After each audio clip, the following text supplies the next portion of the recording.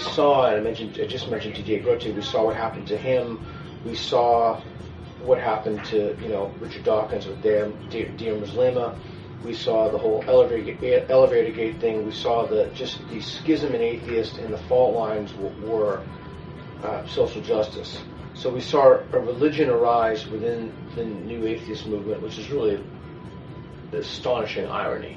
Yeah. In retrospect, what I know now colors things significantly. So I wrote a piece, I think it was a I wrote a piece for the American Mind about Culture War 2.0, the Great Realignment, where I talk about very specifically that, and I think this answers your question, there's a new culture war now, and metaphysics doesn't matter as much. In fact, some of my most staunch critics and supporters are evangelical Christians. Right. In fact, I was just in Atlanta at a Christian conference, a very big 5,500 person Christian conference, and I'm telling you, I'm not bullshitting you, I'm telling you, I could not make it 40 feet without someone coming over, shaking my hand, and thanking me. Mm-hmm. I'm telling you, I was urinating.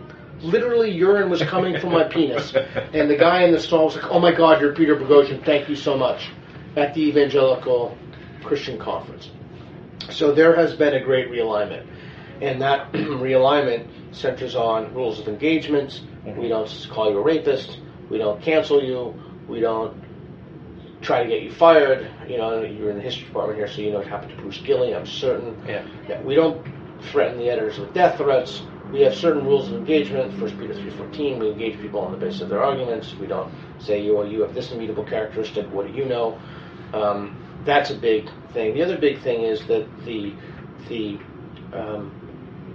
fall of prominence from metaphysics was very important. And in its place, and there are complicated reasons for this, but metaphysics doesn't play the same role it does today.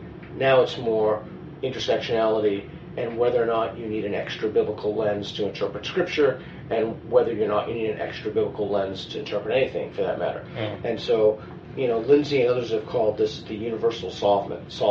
Social justice just utterly dissolves and destroys everything it touches. So you see the great realignment is the schism in the atheist movement, and that fell basically to social justice atheists and anti-social justice atheists. Schism in Christianity, 46 million, Southern Baptists, evangelicals, etc. That schism fell on the basis of social justice, anti-social justice Christians, and social justice Christians. And without any doubt about it, I have far, far more in common as an anti-social justice atheist with an anti-social justice Christian than I do with an anti-social justice atheist. Right. Sorry. Oh, no problem. Right. And how would you, and however you want to define it, how would you define social justice? Oh, boy, that is a huge question. So the trinity of social justice is diversity, equity, and inclusion. Mm-hmm. If anybody's interested in this subject and they want to do a deeper dive on it, I'm telling you, it is and will be and will remain the definitive document on this for the next quarter century. It's Helen Pluckrose and James Lindsay's Cynical Theories, published by Pitchstone Press, coming out in a few months. I'm through my second reading of the manuscript now, and it defines this in detail. Social justice in uppercase S, uppercase J, to distinguish between the lowercase s and j. It's basically the idea that notions of power operate in systems. We have to figure out what those power relations are and disrupt them, remediate them, if you will. Mm-hmm. And that has multiple manifestations along the path. But for that cursory explanation, that's good enough. When you read Cynical Theories, it is a master's degree level course in applied postmodernism, from Derrida, Foucault, Lyotard. Right. Like Stephen Hicks left off there. This is like the next part of that. Like, how did we get from that to the current catastrophe in which we find ourselves? Mm-hmm. So I think that's the deeper dive for there. And there's a lot there. Is it the words social justice in and of itself that blinds so many people? Great question. If I'm talking too much, let me know. If I'm rambling, No, please. If I'm rambling on because I'm so tired, let me know. I have thought about that. In fact, I was just thinking about that this morning. The reason I think so many people have been hoodwinked by this is partially linguistic. Mm-hmm. Affirmative action. Right. Positive action. Who doesn't want affirmative action?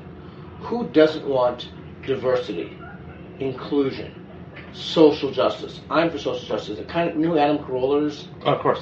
Yeah, there's a thing he did on the Man Show about end women's suffrage. Oh, I remember that. Do you remember that? Yes. Yeah, and he Yes. he said, yeah, they'll go around, get people's things, and all these people are taking these things and filling out. So the people are hoodwinked by these words. Mm-hmm.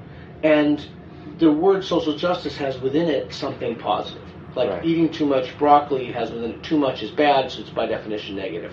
Social justice is just the opposite. In fact, when I was in Atlanta and I did a talk in London, I don't mean to sound pedantic, but it's essential if we want to have this conversation. In fact, I talk about that in the book. You have to define what you mean by these words. That's Right. our first order of business. Yeah. I need to make sure that we're on the same page. Mm-hmm. So we need to define diversity, equity, inclusion. Diversity means homogeneity of thought. That's how it's used. Language is used. Inclusion means restricted speech. And equity means remediating past injustices or reversing or something. Once you understand that, and Benjamin Boyce, the filmmaker, has some absolute, I cannot recommend his stuff enough. It's mind-blowing. What happens when social justice ideology, equity in particular, becomes institutionalized within governmental bodies? That shit is just mind-blowing. I've been watching his stuff, whether it's the clips from Evergreen or the clips of the council meeting? Exactly. Holy shit. Yeah, it's incredible.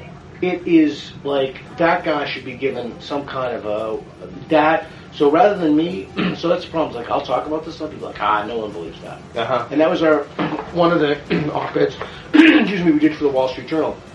How to talk with a social justice warrior. Believe them. These people actually mean this stuff. They want to disrupt all of Western civilization. They want to overthrow it all. They want to rump.